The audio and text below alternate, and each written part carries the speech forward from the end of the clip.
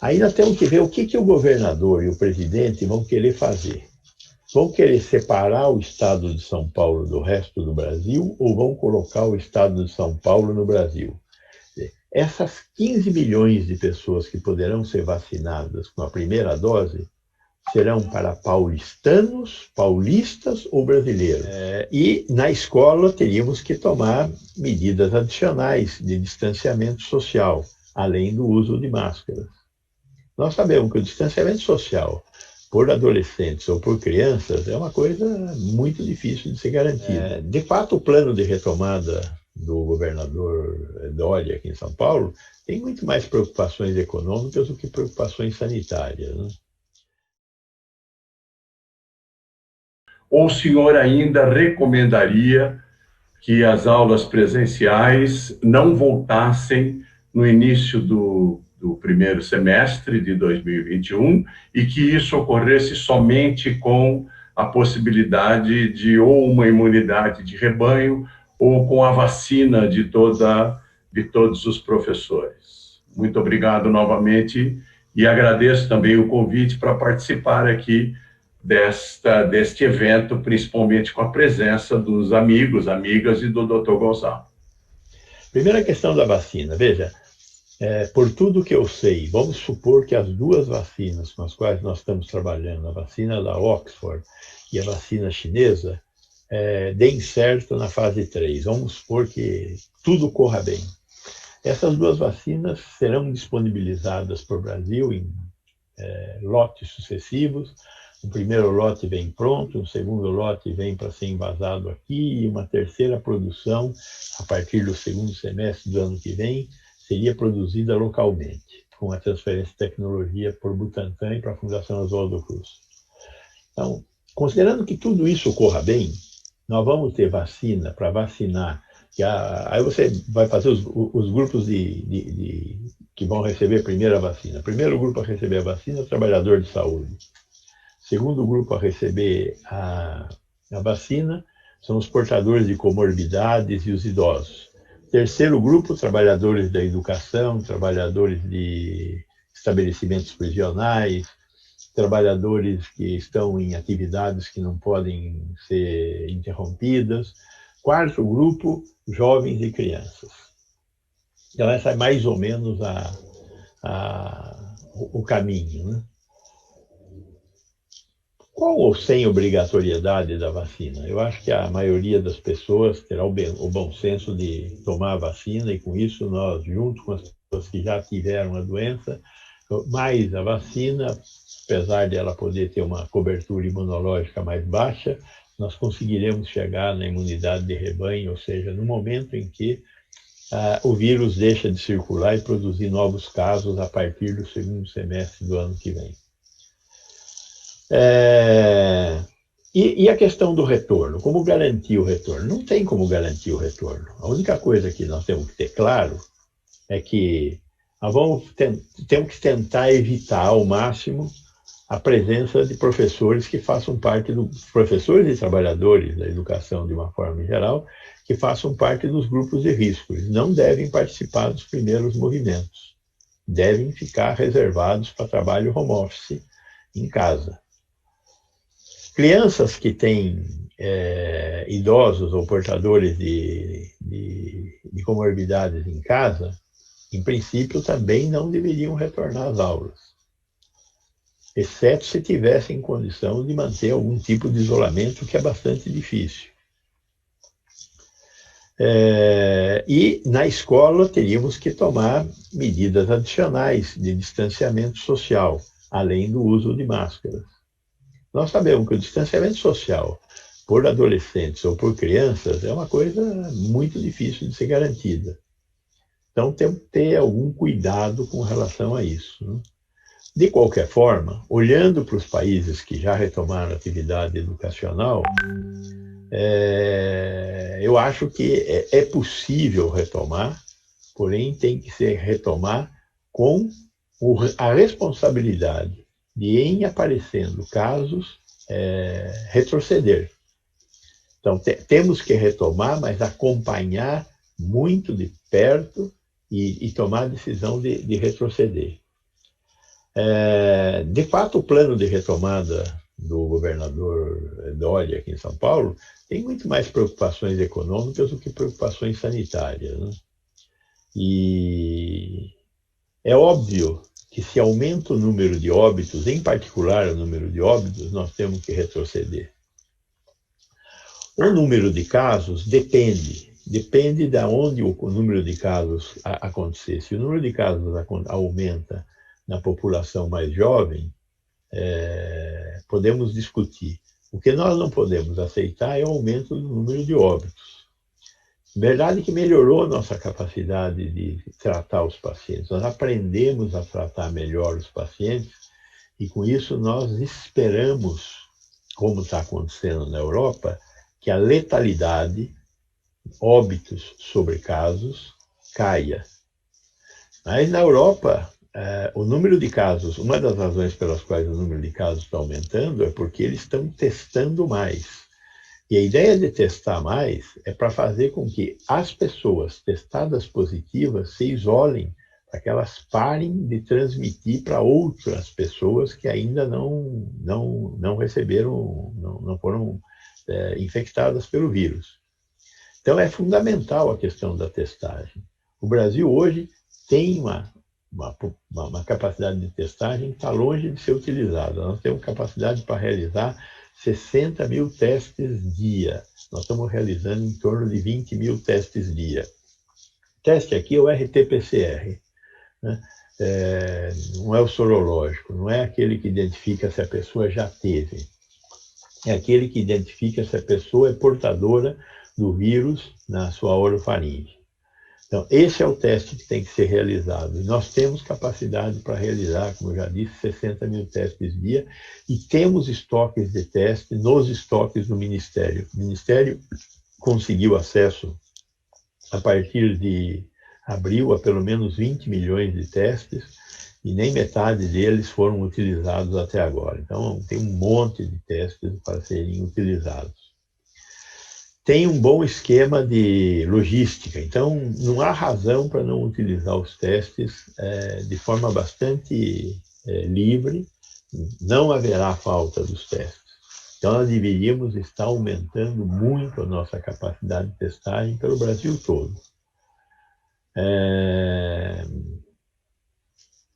E com isso, identificado um caso, se isola o caso, e se tenta também fazer o teste nos contatantes mais importantes desse caso identificado, que é como a Europa está fazendo. Você identifica um caso, é um caso sintomático, faz o exame, enquanto aguarda o resultado, que demora 24 horas para ficar pronto, o paciente deve ficar isolado em casa, onde for. Alcançado o resultado, se deve fazer pelo menos 5 contatantes desse caso índice. E provavelmente vai se identificar mais 1 ou 2 casos nos contatantes. E aí esses outros contatantes devem também ser isolados. Qual é o objetivo disso? Diminuir a velocidade de transmissão da doença. E, eventualmente, conseguir evitar que esses contatantes infectados passem a doença para outras pessoas, particularmente para participantes do grupo de risco, né? Então, é fundamental testar. Nós não testamos de maneira aberta, e nem em São Paulo, em nenhum momento, nós conseguimos testar de maneira mais liberal, como deveria ser, como acontece nos países europeus. Temos que ter uma boa estratégia para conseguir, a partir do 2021, retomar atividades escolares, não a normalidade, mas retomar atividades, parte presencial, parte à distância, com revezamento de alunos, com classes com no máximo 30% da sua lotação, com isolamento social, distanciamento social, com máscara, e sempre prontos para retroceder em caso em que você tenha algum tipo de evento epidemiológico provável do tipo uma grande quantidade de alunos ou de professores simultaneamente infectados. Enfim, é o que o mundo está fazendo, o mundo mais civilizado está fazendo. É lógico que nós temos um outro problema no Brasil, que é a desigualdade social. Quando você olha para os países europeus, você olha para a Alemanha, você olha para a Itália, não dá para olhar para a Alemanha e para a Itália e imaginar que você está olhando para a Brasilândia. É diferente. Não, nós temos uma condição social diferente. E essa condição social é uma parte importante do problema brasileiro. E nós temos que também considerá-lo no nosso plano de retomada. Espero ter tentado, eu tentei não responder as duas questões colocadas aí pelo Napolitano e pelo Ricardo. Bem, agradeço ao professor Gonçalo. Eu faço uma pergunta a Nancy e ao Freire e ao Sr. Heleno e ao Sr. Antioli, se eles querem fazer alguma questão ao professor Gonçalo. O Sr. Antioli, por favor, com a palavra. Olha, eu queria, em primeiro lugar, parabenizar o ilustre infectologista, Dr. Gonzalo. Sr. Antioli, está um pouco baixo a sua fala. Gostaria de parabenizar o eminente professor Dr. Gonzalo pelas suas colocações e dizer que nós estamos vivendo um mundo meio cego, né? O senhor colocou um posicionamento contrariando praticamente um número muito grande de infectologistas. Eu tenho apreciado diversos encontros com infectologistas e cada um tem tido um posicionamento em relação a esse trabalho. Mesmo porque existem hoje aproximadamente 150 propostas de vacina em todo o mundo. E aqui a vacina que foi proposta pelo governador no Plano São Paulo, parece-me que está num andamento bastante acelerado. E possivelmente nós teremos de imediato essas vacinas através do Instituto Butantan até dezembro, quem sabe até janeiro. O que faria nos discordar da colocação que o senhor colocou, em função de não termos aulas no primeiro semestre, talvez.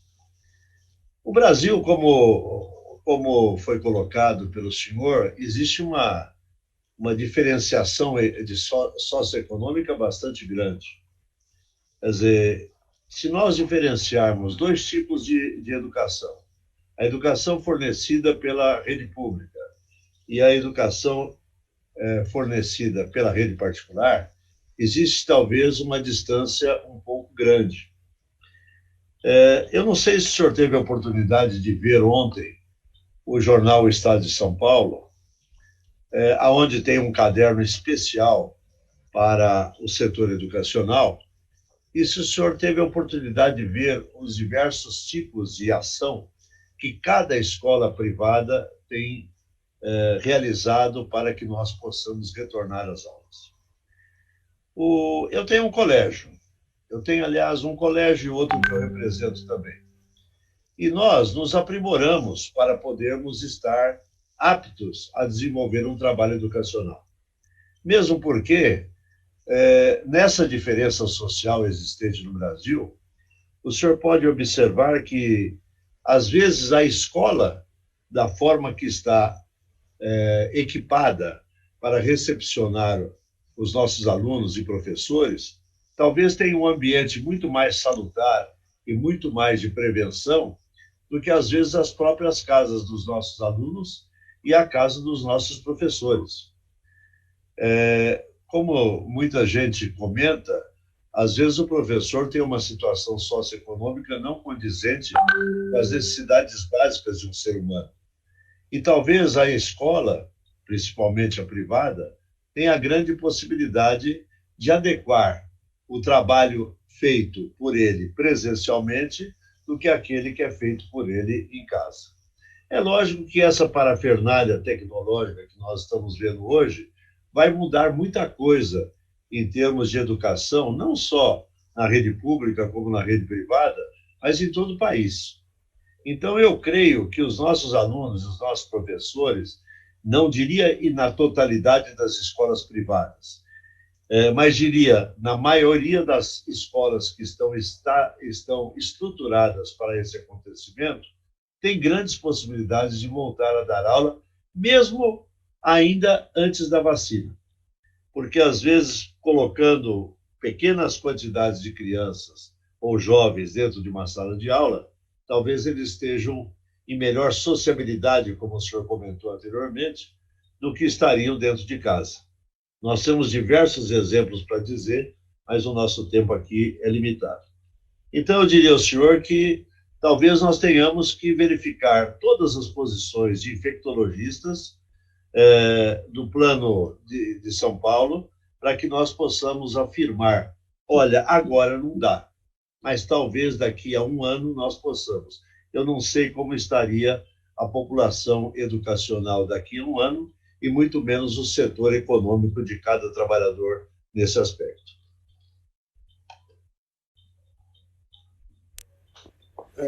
Doutor Gonçalo, por favor, poderia responder? Okay. Claro, uma vez que a pergunta foi longa, e por gentileza.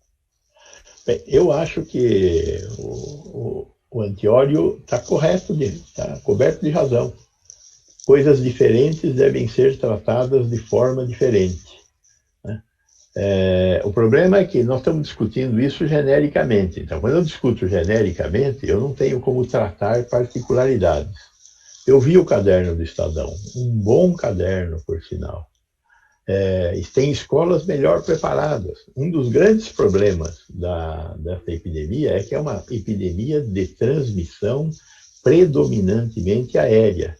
Então, se você tem uma escola fechada, essa escola é muito mais promissora como uma transmissora da doença do que uma escola que tem condição de ficar aberta, que tem condição de ter ventilação cruzada, o que não é o caso da maior parte das escolas públicas. Muitas das escolas públicas têm salas mal ventiladas, mal iluminadas. Então, agora, se nas escolas privadas nós temos condição de manter uma situação de aeração adequada, de não permitir a manutenção de aerosóis, isto é uma questão muito importante. Né? Então, eu não tenho a menor dúvida de que o que é diferente deve ser tratado diferente. Até que ponto a sociedade quer tratar diferente o que é diferente? Essa é a discussão que vocês têm que travar. Eu não tenho que tomar essa decisão por vocês. Eu posso dar a minha opinião como sanitarista, e sempre darei a minha opinião como sanitarista. A segunda questão que o senhor levanta, a primeira questão que o senhor levantou, a da vacina, aí eu me permito dizer que o senhor está equivocado. O governo do estado de São Paulo fez um acordo com a Sinovac. A Sinovac tem entregas sucessivas a serem realizadas para o estado de São Paulo. A primeira entrega é de 30 milhões de doses. Esta vacina exige 2 doses para ser vacinada. Então, nós teremos condições, a partir da primeira entrega, de vacinar 15 milhões de pessoas. Aí nós temos que ver o que o governador e o presidente vão querer fazer. Vão querer separar o estado de São Paulo do resto do Brasil ou vão colocar o estado de São Paulo no Brasil? Essas 15 milhões de pessoas que poderão ser vacinadas com a primeira dose serão para paulistanos, paulistas ou brasileiros? Essa discussão é uma discussão que ainda não está resolvida com o Ministério da Saúde. Aliás, o governador esteve a semana passada discutindo isso com o ministro da Saúde. Eu acho que deve acontecer, apesar dos tempos tão difíceis que estamos vivendo, algum tipo de concertação para que as vacinas que eventualmente o governo federal tem para receber da AstraZeneca, que é algo semelhante a isso, a primeira leva de vacinas, mais as vacinas que vamos receber da Sinovac, vão compor um pool de vacinas, não para vacinar os paulistanos, nem os paulistas, para vacinar brasileiros. E aí nós estamos falando de dividir essa capacidade da primeiro lote de vacinação pelo Brasil. Então, a chance da gente ter a cobertura vacinal dos 40 milhões, 44 milhões de paulistas vai demorar um pouco. Não vai ser no primeiro semestre. Se você somar as entregas contratadas da Sinovac e da AstraZeneca, elas não serão suficientes para cobrir as populações de trabalhadores da saúde e de portadores de risco, idosos e portadores de comorbidade do Brasil. Eu acho que o bom senso deverá fazer com que as doses iniciais das duas vacinas sejam distribuídas no Brasil todo e não em São Paulo, uma e outra no resto do Brasil, porque as quantidades não são tão diferentes das duas vacinas, embora nessa guerra que houve, há muito chumbo tocado, e eu não tenho como dizer para você, olha, eu não sei, eu hoje não sei o número de vacinas, de doses que nós estaremos recebendo da AstraZeneca e o número de doses que nós estaremos recebendo no primeiro semestre da vacina da Sinovac. Mas, de qualquer forma, somando as duas, nós não teremos condição de cobrir mais do que essas duas populações, os trabalhadores de saúde e os portadores de comorbidade e idosos. Então, o grosso da população vai começar a ser vacinada no final do primeiro semestre, início do segundo semestre, infelizmente.